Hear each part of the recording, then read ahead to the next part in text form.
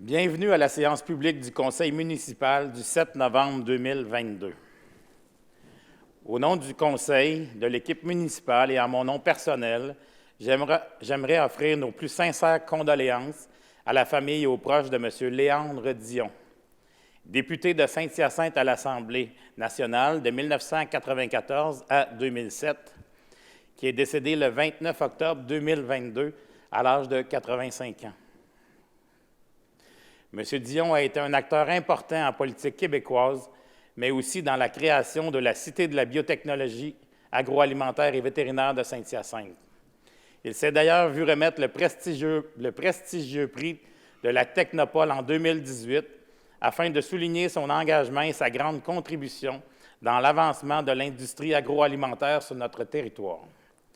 Sur le plan personnel, je me rappelle de lui comme d'un homme charmant, très à l'écoute et près des gens de sa communauté. C'était un homme engagé, un homme de conviction, et il était important pour moi de prendre un moment pour souligner sa contribution à notre milieu.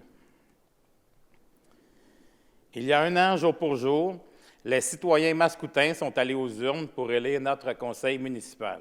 Cette année a été remplie de défis et d'accomplissements dont nous pouvons être fiers. Le travail se poursuit et nous allons continuer à développer notre ville en cohérence avec les orientations et priorités 2022-2025 du Conseil et surtout en étant engagés dans un avenir durable. Parlant de durabilité, j'aimerais souligner le fait que notre collègue Bernard Barré vient tout juste de dépasser le record vénérable de longévité de 34 ans au Conseil municipal de Saint-Hyacinthe, record de Georges Casimir Dessol lui-même.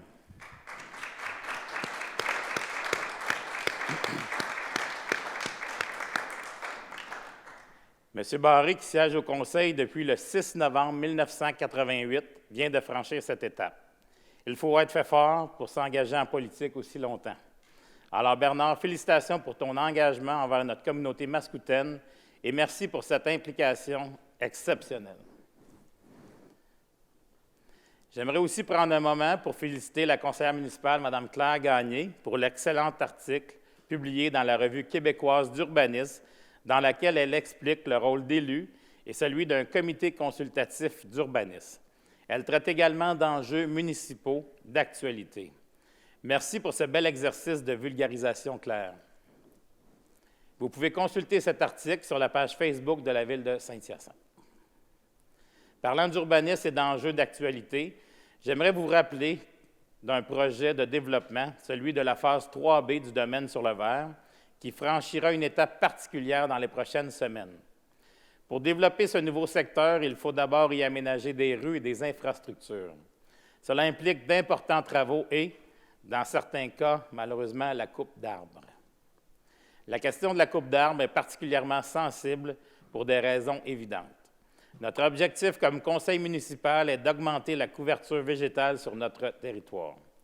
Nous avons d'ailleurs, rappelons-le, réalisé dernièrement une étude de la canopée afin de déterminer prochainement des cibles d'amélioration de la couverture végétale dans notre ville. Cependant, nous avons aussi comme objectif d'accroître l'offre d'unités de logement à Saint-Hyacinthe. Et le développement immobilier entraîne parfois des coupes d'arbres. Nous avons réfléchi à la meilleure façon d'atteindre ces deux objectifs. Pour ce faire, nous avons des exigences particulièrement élevées envers les promoteurs. Ainsi, dans le cas du projet du domaine sur le Vert, phase 3B, environ 100 arbres seront coupés. Il s'agit pour la plupart d'érables argentés. Alors voici comment ces coupes d'arbres vont être compensées. Depuis plusieurs années, le promoteur détient une pépinière sur laquelle il a cultivé des milliers d'arbres. Il s'est engagé à faire don à la Ville de 500 arbres pour que nous puissions les planter dans nos parcs. Avec ces arbres, le bilan est donc déjà positif en termes de nombre d'arbres avant et après les travaux. Le promoteur donne aussi des arbres aux acheteurs de maisons du domaine sur le Vert. Il a prévu à cet effet plus de 1600 arbres qui seront plantés par les propriétaires sur leur terrain. De plus, le promoteur contribuera à la plantation par la Ville d'arbres de pépinières commerciales dans les emprises de rue. Ces arbres de bon calibre seront plantés par le service des travaux publics et refacturés par la suite aux promoteurs. À terme, plusieurs centaines d'arbres seront donc plantés dans les emprises de rue, en plus des arbres sur les terrains des citoyens du domaine sur le Vert. On n'autorise jamais la coupe d'arbres de gaieté de cœur. Cependant, chaque fois qu'une telle situation se produit, nous demandons à nos équipes municipales d'obtenir des mesures compensatoires qui permettront au final d'accroître notre canopée. Dans la majorité des cas, la plantation d'un nombre plus élevé d'arbres est exigée. Vous verrez également que plusieurs projets vont beaucoup plus loin et impliquent des servitudes perpétuelles de non-construction et de non-abattage, ainsi que des aires de conservation. Nous évaluons toujours la situation afin de minimiser la coupe. Le domaine sur le Vert est un exemple, mais il y en aura d'autres cet automne. Cependant, nous exigeons maintenant des mesures compensatoires à la hauteur de nos préoccupations environnementales. Ce sont des mesures qui vont nous permettre d'améliorer la couverture végétale de Saint-Hyacinthe d'ici quelques années. Dans le même esprit, densifier et ériger des immeubles en hauteur permet de limiter l'empreinte au sol et de conserver plus d'arbres. Bref, il faut dans tous les cas trouver le juste équilibre et la bonne approche, et je pense qu'on y arrive de mieux en mieux. Parlant de défis environnementaux, je tiens à remercier tous les citoyens qui ont relevé le défi 48 heures de la rivière Yamaska tout au long de la fin de semaine. Votre collaboration a permis de contrôler plus efficacement les retombées des interventions majeures réalisées à la station Pratt. Les services de la Ville sont mandatés pour traiter les eaux usées de l'ensemble des citoyens, commerces, institutions et industries sur notre territoire. Mais nous avons tous un rôle à jouer pour utiliser les ressources en eau de façon judicieuse et responsable. La gestion de nos infrastructures d'eau est un défi complexe. Il faudra plusieurs années et des centaines de millions de dollars pour moderniser l'ensemble de nos infrastructures. Nous devons donc nous attendre à discuter de plus en plus souvent de ce défi de réduction de notre consommation d'eau. La collaboration de tous sera essentielle, tout comme la collaboration des paliers de gouvernement supérieur sera également incontournable pour financer les travaux de mise à niveau nécessaires. Dans un tout autre ordre d'idées, pour la première année du budget participatif en développement durable, nous sommes heureux d'avoir reçu une quinzaine de projets à la fois originaux et inspirants. Les jeunes mascoutins de 13 à 31 ans ont voté pour leur projet préféré, pour lequel ont été octroyés 50 000 $. Félicitations à Camille-Anne Lafont pour son projet « Sauvons les martinets ramoneurs ». La mascoutaine de 20 ans a eu l'idée d'installer de nouvelles cheminées dans le centre-ville, le long de la rivière Yamaska, afin d'abriter des couples de martinets ramoneurs, une espèce menacée. Je tiens aussi à remercier les jeunes qui se sont impliqués au comité, ceux qui ont soumis des projets et tous ceux et celles qui ont voté. Le budget participatif est un bel exemple de démocratie participative.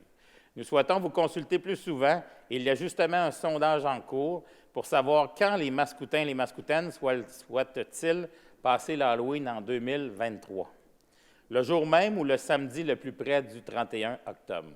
On attend vos réponses avec impatience. Consultez notre site Internet pour vous exprimer sur cette grande question qui soulève les passions. Peut-être même que le courrier de Saint-Hyacinthe aussi pourrait scruter et sonder vos cœurs à ce sujet. Je vous rappelle que depuis le 1er novembre, un nouveau transporteur, les Promenades de l'Estrie, a pris le relais pour le transport en commun local à Saint-Hyacinthe.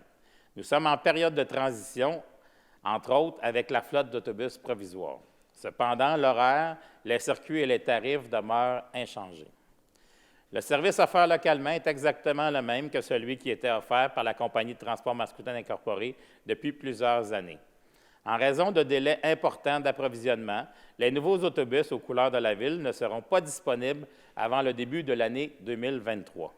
Dans l'intervalle, le transporteur utilise donc des autobus génériques. La MRC des Mascoutins est la nouvelle responsable de la gestion des opérations du service, puisque la Ville lui a confié cette responsabilité par entente. Je tiens maintenant à lancer une fleur à notre équipe horticulture.